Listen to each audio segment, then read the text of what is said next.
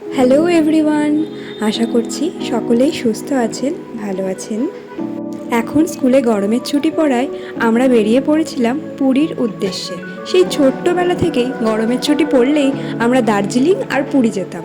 সেই জন্যে আমার পুরী প্রায় এবার নিয়ে 6 নম্বর বার যাওয়া, আর মা বাবার প্রায় 12-13 বার।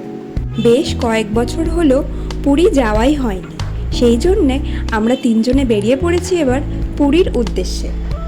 ভিডিওর শুরুতেই আপনারা দেখলেন ভোর 5:52-তে আমরা ক্যাব বুক করে এখন চলেছি শালিমার স্টেশনের উদ্দেশ্যে। প্রথমবার আমি শালিমার স্টেশনে এলাম।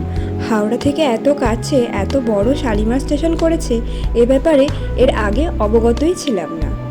আমাদের ট্রেন ছিল ধৌলি এক্সপ্রেস। সকাল 9:15-তে ছাড়বে শালিমার থেকে, আর পুরী পৌঁছাবে সন্ধ্যা 6:15-তে। দেখতে দেখতেই এই যে প্ল্যাটফর্মে আমাদের ট্রেনও দিয়ে দিয়েছে। আর সেদিনে যে পরিমাণ গরম ছিল, সমস্ত লোকজনের যেন সকাল থেকেই একেবারে নাভিশ্বাস উঠছে।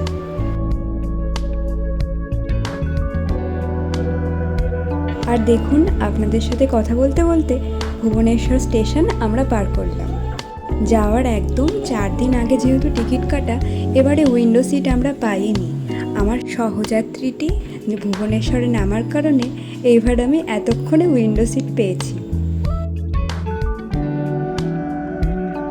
দেখতে দেখতে ট্রেনটা একটু হালকা লেটও করে দিল। সন্ধ্যা এখন প্রায় 7টা। আমরা জয় জগন্নাথ বলে নেমে পড়লাম পুরী স্টেশনে। আমাদের বাঙালিদের গরমকাল হোক বা শীতকাল, সব সময়কার একটা জমজমাট ডেস্টিনেশন হচ্ছে পুরী। আর এই স্টেশনে নেমেই আপনারা দেখতে পাচ্ছেন মানুষের কি ভিড়।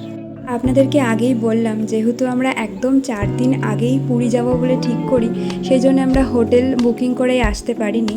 সেই জন্য সেই রাতটা থাকার জন্য আমরা ইমেলের মাধ্যমে রামকৃষ্ণ মিশনে একটি রুম বুক করেছিলাম। রুম বুকিংয়ের প্রসিডিওর আপনারা জানতে চাইলে আমাকে কমেন্ট বা মেসেজ করতে পারেন। সেই দিনকাই নেমেই আমরা পরের দিনের জন্যে 2-3টে হোটেল দেখে একটা হোটেল বুক করি। আপাতত স্টেশন থেকে টোটো করে আমরা চলে আসি রামকৃষ্ণ মিশনে। এইটা ছিল আমাদের রুমটা। সেই দিন রাত্রেবেলা আমরা মিশনেই মায়ের খুব সুন্দর ভোগ খাই, সেইটার ভিডিও করা হয়নি। এইবারে পরদিন সকাল সকাল আমরা লাগেজ নিয়ে বেরিয়ে পড়লাম স্বর্গদ্বারের উদ্দেশ্যে। তার আগে দেখুন, কালকে রাত্রিবেলা তো ভালো করে দেখানো হয়নি, মিশনের ভেতরটা কি সুন্দর।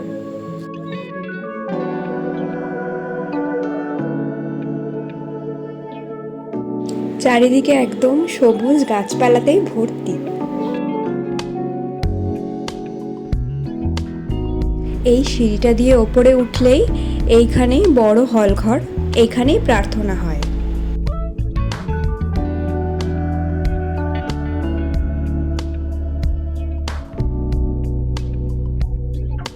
সকাল সকাল উঠে আমরাও এখানে কয়েক ঘন্টা কাটিয়ে বেরিয়ে পড়েছিলাম স্বর্গদ্বারের উদ্দেশ্যে। আসলে আমরা মহারাজজিকেও বলেছিলাম পুরীতে এসে সমুদ্রের ধারে থাকা একটা আলাদা অনুভূতি। তাই আগের দিন রাত্রিবেলায় আমরা একদম সমুদ্রের সামনে পুলিনপুরি হোটেলটি বুক করি। এখানেও রুম পাওয়া যাচ্ছিল না, কিন্তু অবশেষে ওই গ্রাউন্ড ফ্লোরেই একটা রুম আমরা পাই। ওপরের সব রুম বুকড।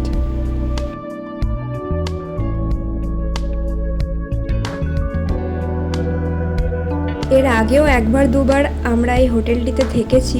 হোটেলটির সব থেকে ভালো ব্যাপার হলো এখানকার লোকেশন। বাজারটাও একদম সামনে বসে, আর ব্যালকনি থেকে খুব সুন্দর সমুদ্র দেখা যায়। আর ওপরের রুম হলে তো কোনো কথাই নেই, তবু নিচের রুম থেকেও দেখুন দারুণ কিন্তু সমুদ্র দেখা যাচ্ছে। এমনকি এই ব্যালকনিতে কাঁচের দরজা থাকায় ঘরে শুয়ে শুয়েও খুব সুন্দর সমুদ্র দেখা যায়। আমার এই ভিডিওটিতে হোটেলের নাম্বার সহ রুম রেন্ট কীরকম হতে পারে সেটাও অ্যাটাচ করে দিলাম, যদি আপনাদের কারো কাজে লাগে। আর দেখুন, বাবা এসেই ব্যালকনি দিয়ে উঁকি মেরেছে সমুদ্রের দিকে।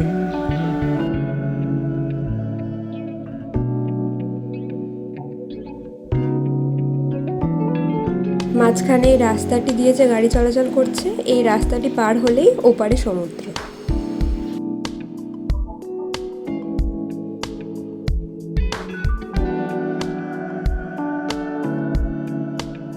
এরপরে আমিও রেডি হয়ে যাই ব্রেকফাস্ট করতে যাওয়ার জন্য। ইউটিউবের মাধ্যমেই জেনেছিলাম ক্যাফে কুকিজ নামে এই ক্যাফেটা খুব সুন্দর, সমুদ্রের ধারেই নাকি, এখানে নাকি খুব সুন্দর খাবার দাবার পাওয়া যায়। তাই আমরাও দেরি না করে অর্ডার করে নিয়েছিলাম একটা ব্রেকফাস্ট প্ল্যাটার। সমুদ্রের ধারে বসে এমন সুন্দর ব্রেকফাস্ট এনজয় করার মজাই আলাদা। এই ক্যাফেটিও দেখলাম খুবই সুন্দর, ইন্টেরিয়র ডেকোরেশনের কোনো তুলনাই হয় না।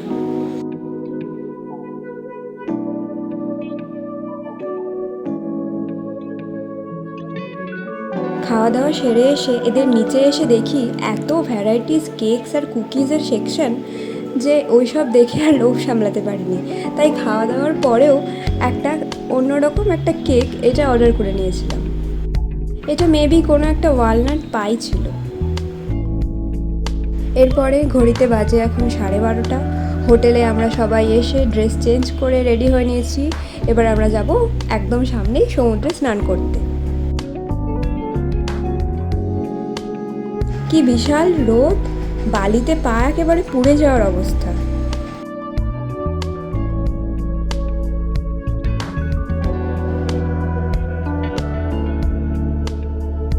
এই দুপুরবেলাতেও দেখুন কি পরিমাণ লোক স্নান করছে। দূরে দূরে দেখুন বড় বড় ঢেউ একেবারে আছড়ে পড়ছে। অনেক সমুদ্রই দেখেছি, কিন্তু পুরীর সমুদ্রের ঢেউ আমার খুবই ভালো লাগে। কোনো সমুদ্রেই যেন এত ঢেউ নেই। তাই বাঙালিদের কাছে পুরী মনে হয় এমন একটা জায়গা কোনোদিন পুরনো হয় না। বারবার আমরা পুরীর টানে এখানেই ফিরে আসি।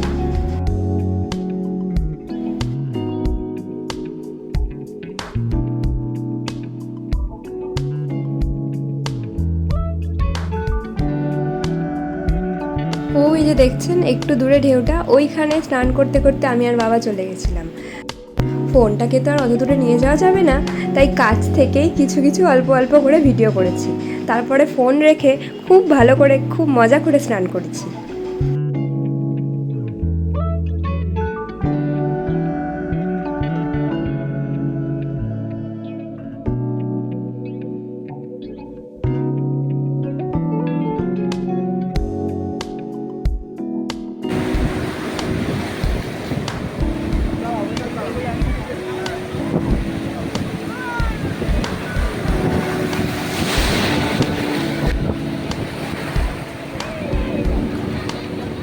করে ফিরতে ফিরতে আমাদের প্রায় 3টে বেজে গেছিলো। তারপরে হোটেলে আবার সুন্দর করে স্নান টান করে এখন প্রায় 4:30 মতো বাজে। আমরা রেডি হয়ে গেছি, এবার আমরা যাব এতক্ষণে লাঞ্চ করতে।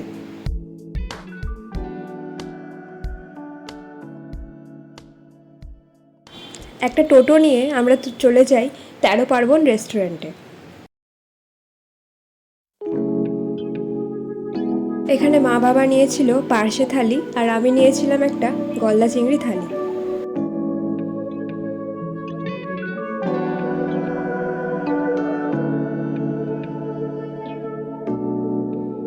এরপরে খাওয়া দাওয়া সেরে আমরা চলে যাই ভারত সেবাশ্রম সংঘে। যেহেতু আমরা আগামীকালে জগন্নাথ মন্দিরে পুজো দেবো, তাই জন্যে আমরা গোবিন্দ পাণ্ডারজির খোঁজে চলে যাই সেখানে।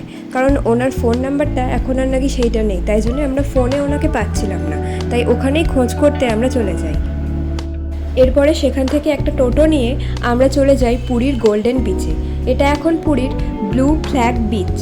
বাকি পুরীর মোটামুটি আমাদের প্রায় সমস্ত জায়গায় আগে যেহেতু ঘোরা, তাই এবারে আমরা আর বিশেষ ঘোরাঘুরির মধ্যে যাইনি।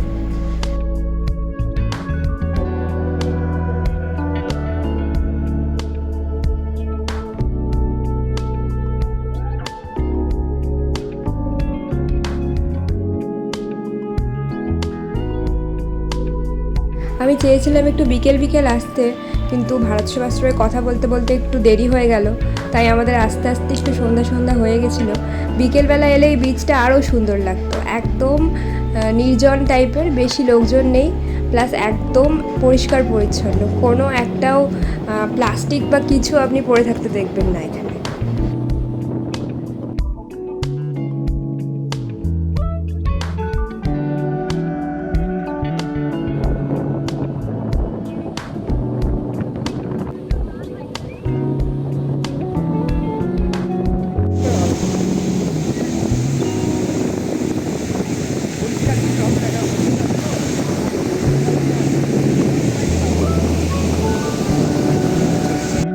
এরপরে সন্ধ্যা হতে হতে ওখানটা যেহেতু একটু বেশি নির্জন হয়ে যাচ্ছিল, তাই আমরা আর ওখানে না থেকে চলে আসি পুরীর বিচের ধারেই মার্কেটে।